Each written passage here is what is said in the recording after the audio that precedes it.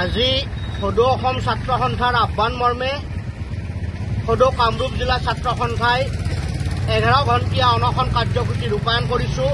অসমৰ পৰা অবৈধ বাংলাদেশী বহিষ্কাৰ, ভাৰত বাংলাদেশ সীমান্ত চিল অসম চুক্তি ৰূপায়ণ আদিৰ দাবীত সদৌ কামৰূপ জিলা ছাত্ৰ সন্থাই আজি ৰঙিয়া গান্ধী মণ্ডপৰ সন্মুখত আমি এই অনশন কাৰ্যসূচী ৰূপায়ণ কৰিছোঁ। আৰু আজিৰ এই অনশনস্থলীৰ পৰা অসম চৰকাৰ তথা কেন্দ্ৰীয় চৰকাৰক পুনৰবাৰ ক'ব বিচাৰিছোঁ, অসমীয়া জাতিৰ 860 গৰাকী শ্বহীদ হ'ল। এই শ্বহীদসকলৰ ত্যাগক জলাঞ্জলি দি চৰকাৰে এতিয়ালৈকে অসম চুক্তি ৰূপায়ণ নকৰিলে।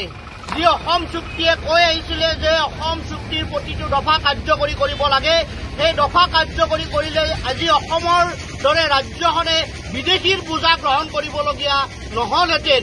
আজি আমি অনশনস্থলীৰ পৰা অসম চৰকাৰ তথা কেন্দ্ৰীয় চৰকাৰক পুনৰ আহ্বান জনাইছোঁ, অসম চুক্তি অতি শীঘ্ৰে ৰূপায়ণ কৰিব লাগিব, ভাৰত বাংলাদেশ সীমান্ত চিল কৰিব লাগিব, সীমান্তত দেখা মাত্ৰেই বাংলাদেশীক গুলীয়াৰ নিৰ্দেশ প্ৰেৰণ কৰিব লাগিব, অসমক কাৱাৰ আওতাৰ পৰা বাহিৰত ৰাখিব লাগিব।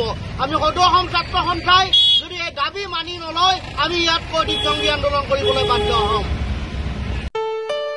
ঘৰত আনন্দ আৰু সম্পৰ্কৰ চমক বজাই ৰাখিবলৈ জৰুৰী হৈছে সকলো আনন্দময় মুহূৰ্তত মৰমৰ উপহাৰ দিয়াটো।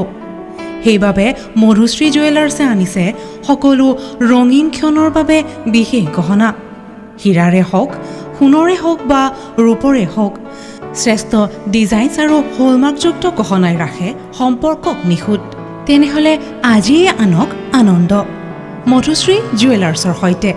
যোগাযোগ কৰক 7028000341 নাইবা ভিজিট কৰক LNB ৰোড, নলবাৰী, অসম।